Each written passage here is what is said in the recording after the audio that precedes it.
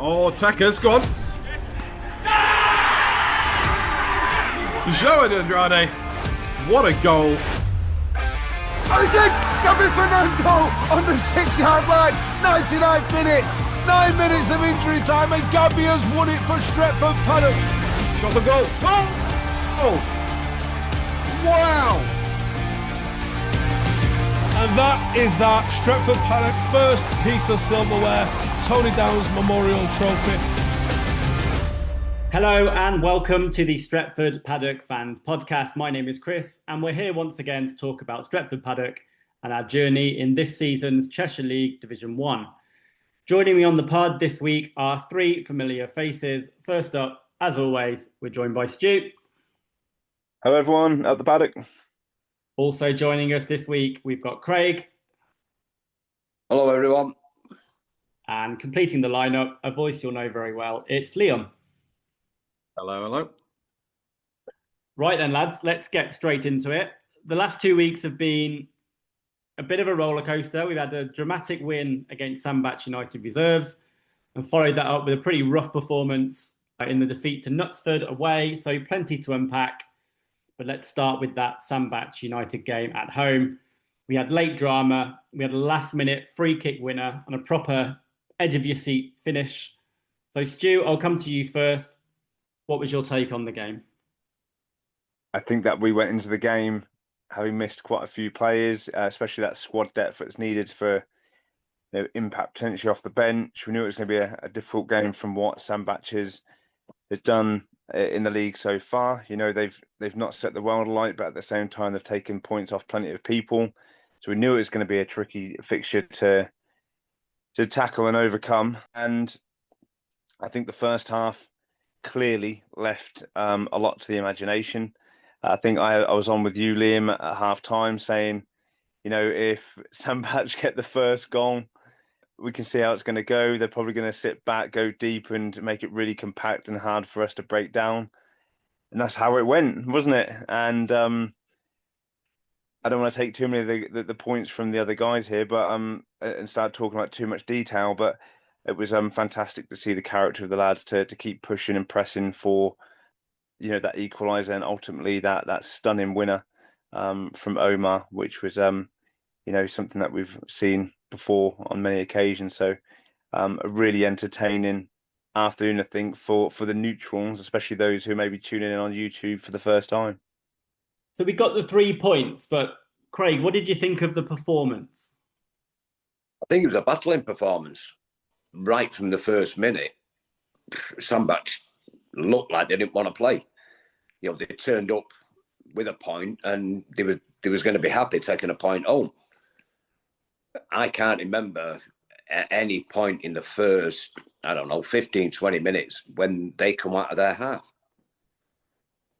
And like Stu said, you know, we'd mentioned it, you know, on the day. This is going to be really awkward if they nick a goal, which they did. And then they just sat even deeper. They was content with the one. Any team in, you know, at any level, if you're playing that particular way, and you know they didn't know how long was left after Omar's free kick, but you can't pick that back up again. You know, whatever you try, if that's the way you start a game, you know, with defending that low, that far back, and then when you do go down, you're not coming forward. You know, you're not going to be able to pick a game up. And, you know, as it happened, you know, there was seconds left after Omar scored. But it was a battle. It was a battle. And most of the games this season have been, you know, they have been battles. But we got there. And, you know, it's like I was mentioning before we started. I think it's down to the mentality of the group of players we've got this season and the way they are. That I'll credit to them. You know, they battled and battled. Maybe we got a little bit of luck with a penalty, with a handball, but you make your own luck. And then once we got the one, I think there was only one team trying to win it, because they certainly wasn't. And then Omar's first game for 6-7 months, and he goes and produces that. And the thing is, we weren't surprised. There were so many people on YouTube. Liam will be able to vouch for that. And I know Stu said that people at the game, they saw Omar stand over that free kick, and like collectively, everyone thought this will probably go in. You know, This will go in. Yeah, I picked the wrong corner to the. My old fella came. He's in his 80s, like, so he don't come that often. And I was sat with him throughout the game. Yeah, effing and blinding and whatever. And then when Omar picked that ball up, I said, "This is going in the top corner. This goalkeeper's left." And when it went in, I went, "All right, I got the wrong corner." But we've seen it before. Remember Mersey Valley, Stu? Yeah. And he put it in the top left corner. Yeah. And that's where I thought it was good. That one was going as well. West Didsbury, end of 23-24, wasn't it? Or 22-23, I think it was. 22-23. West Didsbury at Withenshaw. It was at the Manchester Academy. Scored in that final game of the season as well. Yeah. He's done one where he put it. It cleared the wall. I don't know how he done it, actually. It cleared the wall, but ended up in the bottom corner. It was a proper up and down. That was at Hyde, that. Probably one of the first games we played at Hyde. But, yeah, he's a master. From on that side of the pitch and from that distance, yeah, it's you'd put money on him. You'd put money on it. It's in a target, at least. And he did, in some style.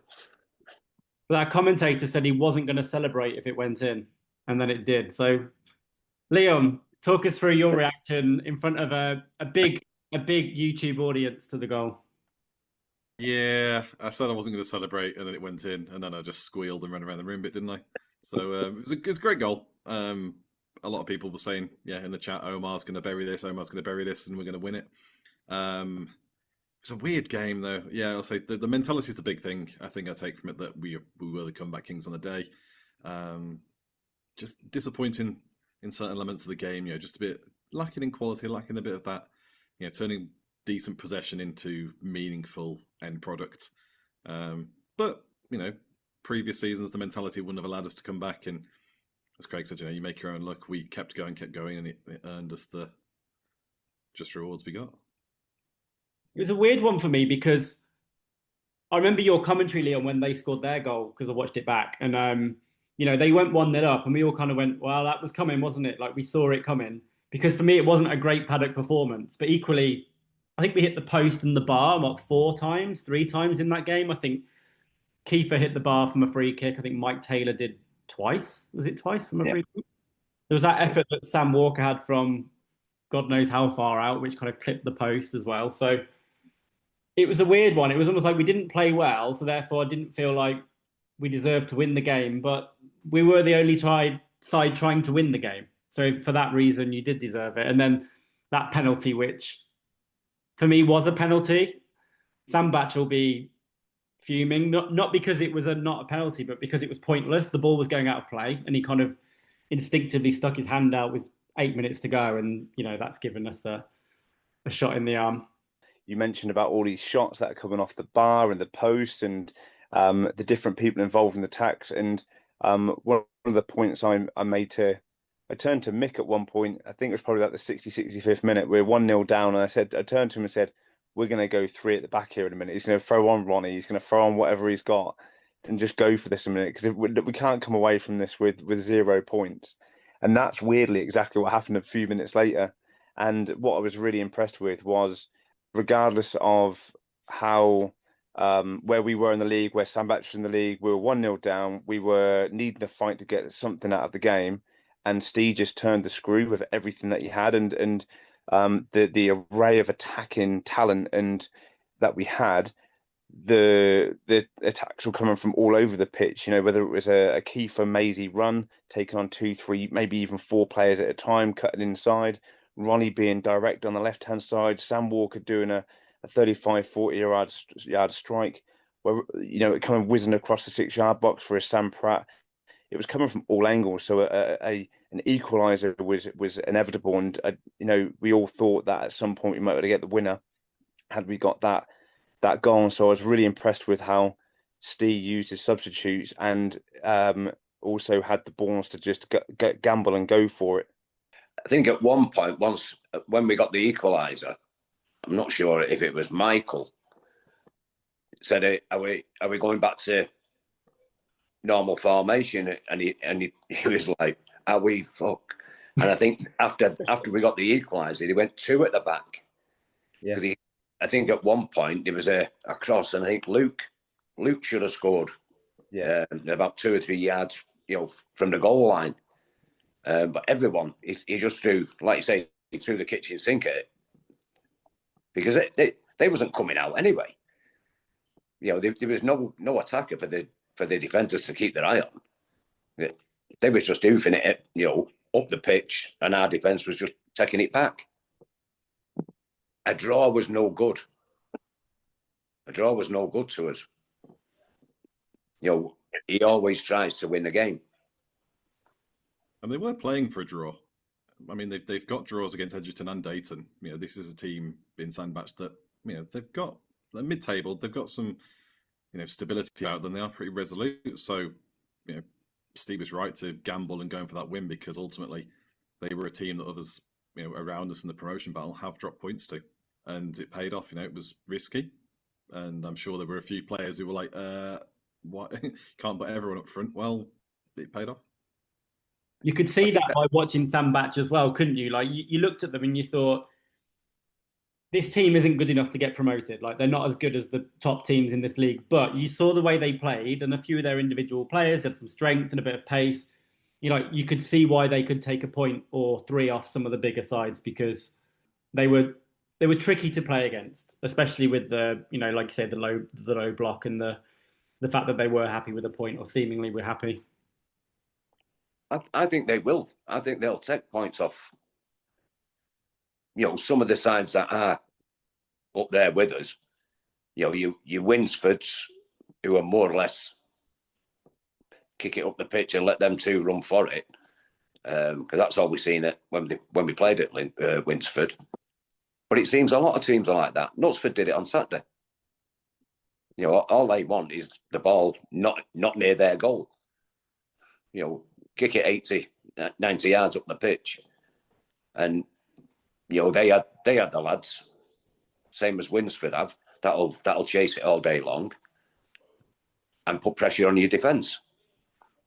And as long as you keep it away from their goal, but, Sandbach have that many men behind the ball, they will cause trouble. For the sides that want to play football, like ourselves.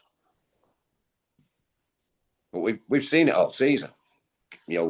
Clay Brown did it up to the big centre forward they've got. It's just a big kick up the pitch. But it's horrible football. These are sides which are winning, 9 times out of 10 they're playing, so it's clearly working for them. We've just got to find out how to, play against that. Defend against it. Yeah. We can play against it. At times we seem to struggle. Whether it's because we're too far up the pitch to start with, instead of it, maybe give it 5 or 10 minutes, see how, what they do, how they line up, and, bit of a style of play, and then drop 10 yard. I think you stand a better chance than, being stood a yard or 2 inside our own half. Because some of the balls coming over, they're bouncing midway into our half, and one bounce into Florin's hands. But they've got runners. They've got runners chasing them. If you drop back, they haven't got a lot. There's not a lot of room for manoeuvre then. But apart from Saturday, I think we've coped pretty well with it. Sam Walker, I don't think he's missed anything in the air all season. KO'd Michael. You've got 3 defenders there that, put something in the air, and they'll do their utmost to get on the end of it. Whether it's coming from, the goalkeeper's goal kick or just a crossfield ball.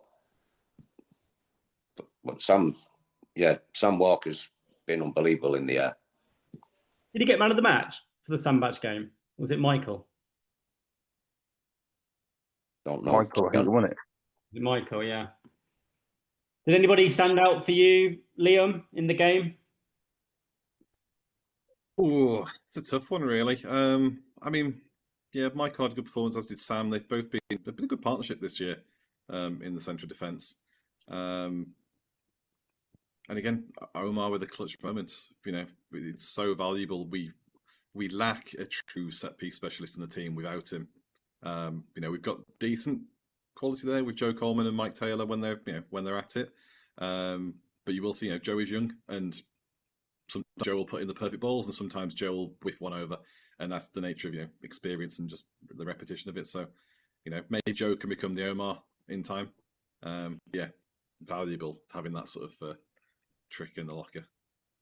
I think we defended well. I think one guy that did impress me, who also had a good free kick, was Kiefer. I thought he was really strong for the first 20 minutes, and then they basically kicked him off the park. And he got some sort of injury, which meant he had to step off, but then he was able to come back on. And when he came back on, they were absolutely terrified of him. I think when Kiefer's on the pitch, we can rely on him a bit. Not just rely on him, but we get a bit one-dimensional. We just go through Kiefer, and you can hear people on the VO shouting, "Give it to Kiefer, give it to Kiefer." Yeah, I thought he played really well that game, and it was a shame he picked up the knock, which meant he missed the Knutsford game as well. So yeah, I'll give him a shout out. Stu, anybody impress you? Yeah, I'm glad you bring that up actually, because you have got these young lads showed a lot. We've talked about character already, in the team, coming back from 1-0 down and then getting that win. But there's individually, those young lads showed a lot of character themselves, and personality. Firstly, Kiefer had to go off after getting kicked a few times. He came back on, and 20 minutes to go or so, he showed a lot of character coming back on. Maybe still wasn't feeling quite right because he was obviously missing from training and then the fixture against Knutsford the other day. So he came on probably with a knock to come on and tear it up again. But then the person who came on for him in the first half was Noah. So he came off the bench. Noah came on, then came off again, then came on. So Noah. I was really impressed with Noah's attitude in doing what he had to do for the team on that day, and then coming back on and helping us get the win. So important to just name drop Noah in there as well, and showing a fantastic attitude for that collective effort. You got Dylan as well. Some of the games Dylan's been playing. I mean, Withenshaw away. They had a big midfield. Tried to intimidate him, kick him. No, made no difference. But yeah, Noah, Dylan, Kiefer. I still think Kiefer's, want to keep in the back pocket for that 20, 25 minutes to go. If they've been chasing Ronnie or Joe or Claudio all afternoon, you give them one of them a break. You throw Kiefer on with 20, 25 to go, something like that. And they're looking at this little red-haired kid going, what are you going to do? And next thing, they're looking at the back of his head because they're not catching him, especially after you've been chasing them for the best part of 70 minutes. He's electric. Yeah, he's good. So we had an unbelievable end to that game, guys. What was it? 98th minute, the winner. Is that what we decided? Or was it 99th? The stream said 99, but the rest said 97 officially. 97. Apparently, there was a bit of time where I couldn't pause the stream and he'd pause the game time, so that's the disparity. Well, either way, incredible momentum going into the next game. Obviously, the lads will be really up for it on a high, but it didn't quite carry over into the Knutsford game. So let's talk about that one. It was a 3-0 away defeat to a very good Knutsford side on the day. But Craig, what went wrong for us? We didn't compete. Knutsford went into every tackle like their life depended on it. They was faster. I mean, we heard on the sideline, the excuses, it's on grass, we're no good on grass. You can't use those excuses. It wasn't a mud bath. It was a dry pitch. Yes, it was grass. But we tended to, I don't know whether it came across on the on the stream, we seem to want an extra touch all the time. When they're playing on Hyde or on the 3G, they control the ball, and it's a one touch. It's either a one touch pass. They've not even thought about it. The control is bang on. On Saturday, it's though they needed an extra touch, so they'd get the ball to the feet, and then they had to get it out of the feet. By this time, Knutsford was well up for it. They was flying into the tackles, but I think because we needed the extra touch, we allowed that to happen. For me, the man of the match on Saturday was Florrie. Even though we got beat 3-0, without him, that could have been 7 or 8 easily, because he pulled off some one-on-ones, some reflex saves. Easily could have been 7 or 8 without him. I think this grass excuse, it's wearing a bit thin now. I think it's getting a bit long in the tooth. I think we beat St Helens a couple of weeks ago. We won 3-0, and they kind of blamed the referee. And I said on the pod that we could have played them 99 times and with 99 different referees, and we were going to beat them every time on that day. We could have played Knutsford on Saturday on 5G, 4G, 6G, whatever pitch you want, and we were not winning that game because Knutsford were just better and wanted it more all over the park. So it's not about grass; it was about battle and desire. It was that desire. They wanted to right. They thought they was wronged at Hyde, a few weeks ago. They thought they was done out of that result, and they wanted to put that right. And bottom line is, we weren't up for it at all. Liam, a frustrating one to comment on. What did you take away from the game? Yeah, it felt very much like the psychology element was the big factor in it. I did comment in the broadcast saying, we have a history of being bad on grass, but it's not really an excuse because that was, as Craig said, a fair pitch. When we've played on horrible mud baths, then it's fair enough. But this was a decent pitch. I'd be happy playing that myself. Don't know about you guys. And yeah, again, it was sloppy possession, heavy first touches, having to take those second touches. That to me, just reeks of a confidence issue. And the flip side as well with regards to Knutsford, they felt aggrieved about losing to us 2-1 back in September. And when we look at their form as well, they lost to Dayton in the opener of the season and then got humbled by Clayborough in game 2. That was a bad defeat. But otherwise, they've been on an undefeated run from game 3 up till the point where we beat them. So they've been in very good form. You can see why. They are a resolute, physical team. They were very quick on the press. They were pressing as a team unit rather than one person goes at a time. There was a very clear pressing structure to how they've been trained. And where I think we were by far the better technical team, but on the day they wanted it more, and it played out well. And yeah, we have no reason to feel aggrieved at that defeat. We didn't deserve it. We didn't play well enough, and yeah, other than a good bit of goalkeeping from Florin, it would have been a humbling like other teams have had this season. Stu, have you got any positivity to share, or was it really that bad? Fucking none. No positivity whatsoever. I'm fuming that we're sitting here talking about our own attitude, our desire to win, that we're getting outfought, outrun, outbattled. That makes me really pissed off.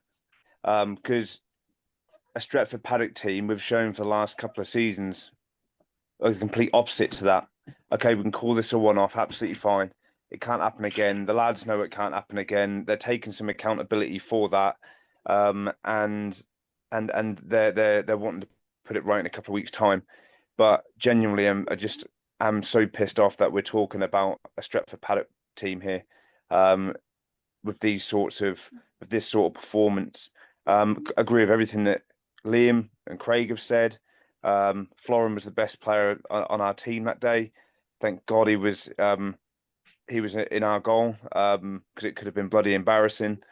The grass pitch is not an excuse. We've shown last season that we can go out on grass pitches. Even at Newton Le Willows away was absolutely shocking pitch, and we clawed it back to 4-4 with 10 men. And that's just one example of many from last season where we've we've turned that kind of hoodoo around on grass pitches, so that can't become a thing again. But kudos to Knutsford. It was 0 at half time. I thought the next goal, like the Sandbach game, the next goal was going to be pivotal. I think I said that again to Liam at half time on the YouTube live.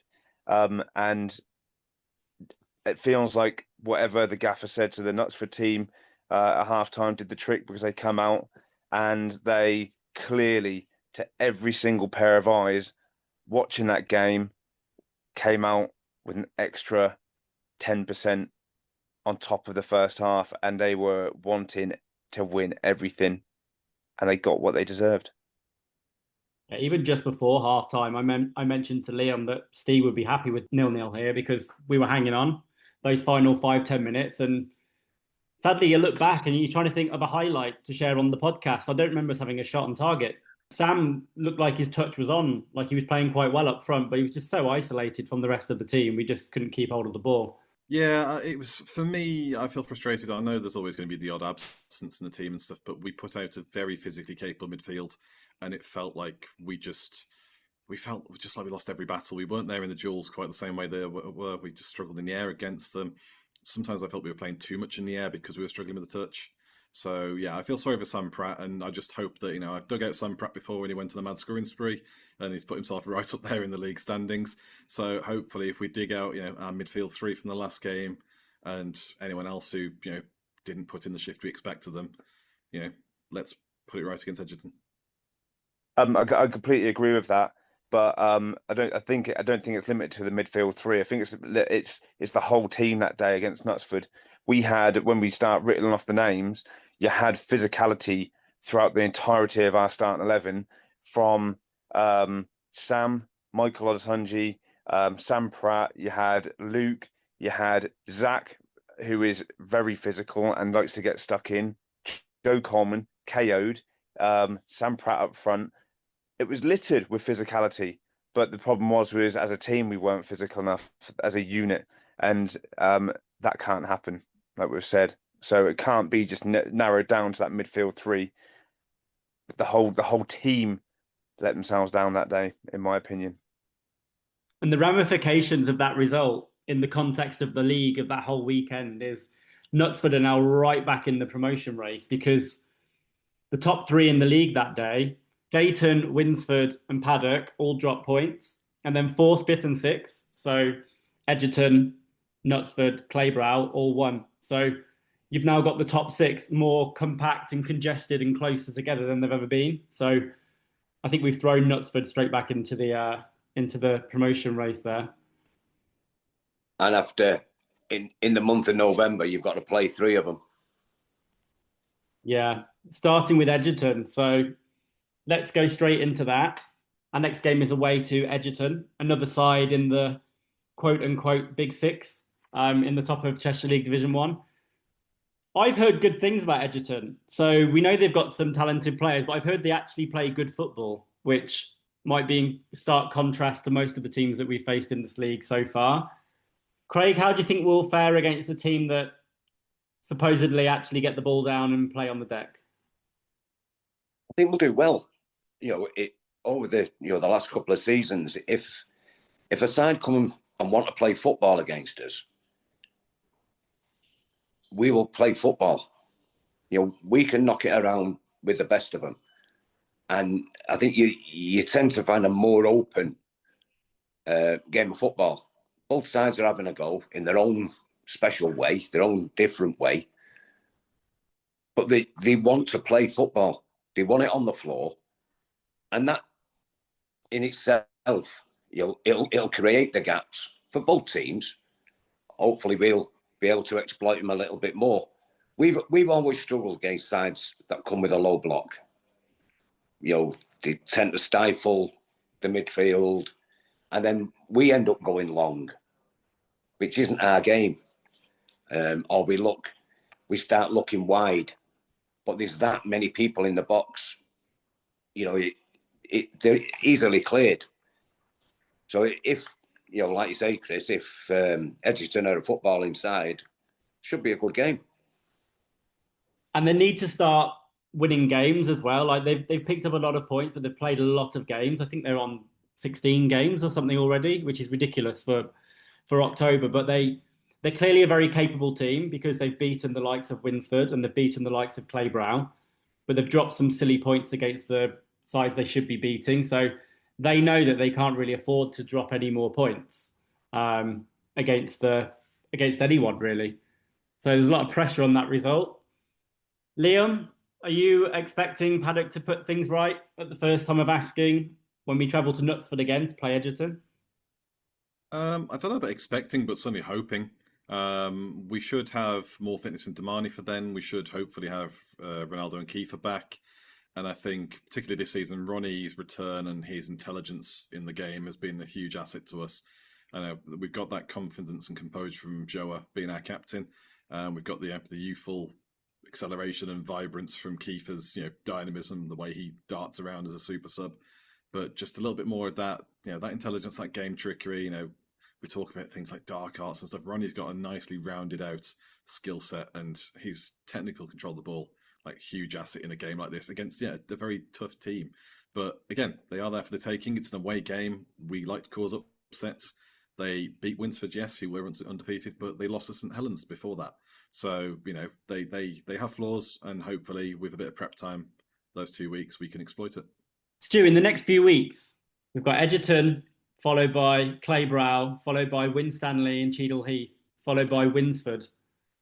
So we've got a seriously tough 5 games ahead of us. Are you confident going into November that we can get enough points to be in and around the top sides at the end of November? Am I confident? I would have been much more confident had we got something from the Knutsford fixture on Saturday, or at least seen a much better performance. So it really is down to how we start those next 5 fixtures against Edgerton. We need to see a much more team orientated performance like we have for the most part of this season so far. We need to see us playing Paddock football, not being drawn into other people's style of play. And if we can do that against Edgerton and come away with a bit of a springboard, I fancy our chances coming away with a reasonable amount of points from those November fixtures. Yes. At the start of the season, a lot of the, I'll say, comments or points of perspectives were that Paddock had a generous or an easy start. With this latest round of fixtures, by the end of November, we'd have played Winsford twice, Claybrow twice, Knutsford twice, Edgerton once away from home, and Dayton once at home, St Helens once, Sandbach once. Really, it's been by far the toughest start to the season if you include games in August, September, October. I think if we come away from those 5 games, just even within touching distance of these top sides, then we should be very, very happy with that, because in theory, we know teams can improve and all that good stuff, but we should be able to kick on into December and the new year and like start picking up some serious points. So yeah, November is going to be a massive, massive month for Paddock. I think looking at the fixtures the other night, Chris, when they came out, I was looking at ours and obviously Dayton, and in the month of November, Dayton don't play a side higher than 7th in the league in the whole month. Now, I don't think they've played many sides in that top 6 apart from myself in these first 10, 12 games. They're going to have a harder second half of the season than ourselves, a lot harder. And I think that they're all going to start taking points off each other. So it's imperative that we have a good November. If we have a good November and we're still there or thereabouts, I think we can kick on in the second half of the season against the sides that we're still, got to play. I think we'll do well. I really do think we'll do well. Because Winsford as well, I think they've only played 2 games against the top 6 So they played Paddock at home and drew, and then they lost to Edgerton at the weekend. So they still need to play Dayton twice. They still need to play Claybrow twice, Knutsford twice. I know their game got abandoned against them earlier in the season. But yeah, I think sometimes the league table, they say the league table doesn't lie, but I think in the Cheshire League, sometimes it does. Because, teams have, Edgerton have played, I think they played 16 games. I think the St Helens have played like 8 or something ridiculous. So yeah, there's it's almost more important to check which points have been dropped rather than how many points have been collected at this stage. I know everyone's pissed off about Saturday. It's gone now for me. It's gone. It's how we react. Saturday was a blip, a major blip. I mean, the result, all right, it's the second defeat. The first one against Dayton could have gone either way. It went their way. Unlucky, but that's the way it goes. Saturday, there's no excuses. I think just wipe Saturday off. Write it off. Move on. This side is more than capable of putting a run of 10, 12 decent results together and, propelling yourself where you need to be, where this club needs to be. For me, Saturday was, a bad result, a bad day at the office. Move on. Well, I'm going to end things on a more cheery, positive note because we can't just talk about losing to Knutsford for the rest of the next 2 weeks. So I was posed a really intelligent, well thought out and philosophical question by Steve Harris earlier this week. And it was, if the Paddock players had a Royal Rumble, who would win? Who would be the last man standing at the end? And who would be first over the top rope? I think I'm going to ask Liam first because he's clearly given it some thought. Liam, are you going to dig Sam Pratt out again? First over the top rope? Sam might be one of the first ones out just because he's a big lad. I think people might try and get out a favourite early. I think a few people like Sam Pratt, like Michael, KO'd would get a bit of heat early, but equally they might scare people off. You don't know. For me, I'm going to go a bit wildcard. I'm going to say Ronaldo to win. I think he's got that dog in him. I think he scraps it out. I think a few people get out in the brawl, the melee, and as it whittles down to a few members, I think Ronaldo pulls it at the bag. Has he got that dog in him? Is he? I think so. I've never seen it. Craig, who are you backing for the Paddock Royal Rumble champion? Michael. Taylor? No. He'd be gasping for breath, Michael. Mike Taylor. But if he comes in last, then he only has to fight for, the end of the fight, right? Because they all come in the stages. No, I'm still sticking with Michael. Stu, who are you backing for Royal Rumble King? I reckon you'll have that Spider-Man meme of Sam Pratt, KO'd, and Michael Altunji all stood there pointing at each other. And oh Christ, you wouldn't want to be in the middle of it, would you? But I reckon Sam Pratt would take that one. I think he's got just that little extra edge to him, when he needs it, I reckon. I've seen him jump into everything this season when there's a little bit of a to do on the pitch and things. He's never the last one there, that's for sure. And I think he'd be the one to beat. I was thinking Sam Pratt as well, actually. I was thinking along those lines, but I still remember vividly the 50-50 KO'd one against Claybrow, and you could hear it on the VO from about 40 metres away. Like, he hit this guy so hard. I just imagine KO doing that in a clothesline or whacking someone over the top rope. So, yeah, just imagine moving that guy. For me, I'm going to go with KO'd for the champion. Yeah, we was on the other side of the pitch for that KO tackle, and I think every one of us winced. Yeah. We certainly didn't expect him to get up. He did, to be fair. He was tough, but he limped off, didn't he, straight away? He was trying to brave it out, but they both kicked the ball at the same time, and the sound, it was like a bomb. It was ridiculous. Who do we think, I'm going to ask my own question here, who do we think would be the first one to introduce a weapon to this Rumble? Like Ronaldo. bring out a chair. Ronaldo for me. Ronaldo. I think Leland. Leland. Yeah. I forgot about him, He's a good shout. Leland. He'd get thrown over the top rope and just keep running back in, wouldn't he? Until he's the last one. Yeah, I think straight away he goes for KO'd and just gets picked up. People can't see Craig's face, but Craig's sitting here like he's imagining it, and he can't imagine it's unfathomable, unimaginable what kind of weapon Leland's bringing into the ring with him. I was thinking chair. Oh God. Hey, Yeah. Leland's a Drolsden lad. I'd hate to know what he's got in his bag. I'll back up why I went for Michael. Don't know if you was at the game, Stu. We played Paddock when Gav Salmon got sent off a couple of seasons ago. I remember Yeah. it. What was You that? remember that one, Chris? Yeah, got abandoned, didn't it?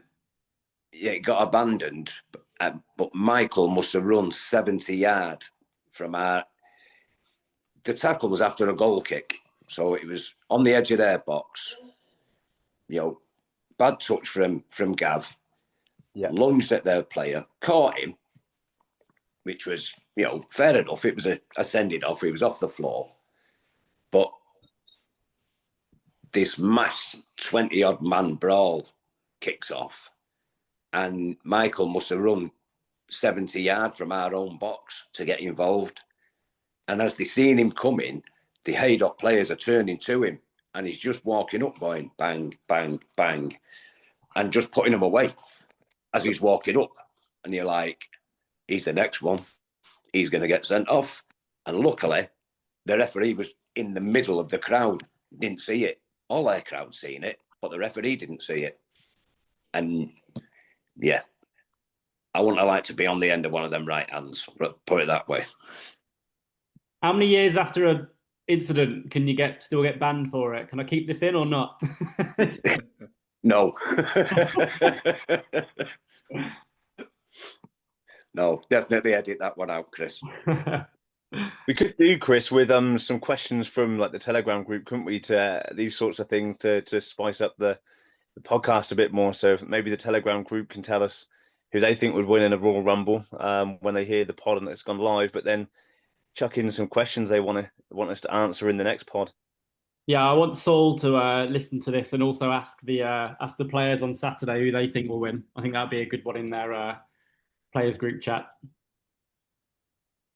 All right, well, I've got some editing to do thanks to Craig, so I might I might leave that in and just censor the name out. But yeah, guys, it was really good to chat again. You put a bit of a light-hearted spin on a shocking performance at the weekend, so hopefully it's still enjoyable to listen to, and we'll come back in a couple of weeks where we've got another 6 points on the board. Hey, Chris, there was another positive for the next match. The next match, we don't have to worry about paying to get in, Craig. And I believe so. if the rumours are true about the amount of money they've got over there, we might get some prawn sandwiches as well. I couldn't believe that. I mean, I messaged Claire saying, are they allowed to do it? She said, can do what they want. No one else at this level does it. Did you have to pay, Craig? Aren't you chairman? You're a club official. OAPs have to pay, Chris. I'm not that bad. Stu pulled out his I'm an official fan rep, actually. I don't have to pay. Part of the team. Oh, yeah. They made everyone who walked past the guy had to pay, didn't they? Yeah, he weren't missing anybody. No. The good news is the next game will be completely free at the game and on Twitch and on YouTube. So, yeah, hopefully you can join us for the Edgerton game, for wherever you are. Thanks again for joining us, guys. And, yeah, we'll see you all in the next one. So it's goodbye from Liam. Goodbye. Goodbye from Stu. Been a pleasure, everyone. Thanks for tuning in. Up the Paddock. And it's goodbye from Chairman Craig. See you, everyone. Enjoy the pod. And we'll get back to winning ways very soon. And it's a goodbye from me, Up the Paddock.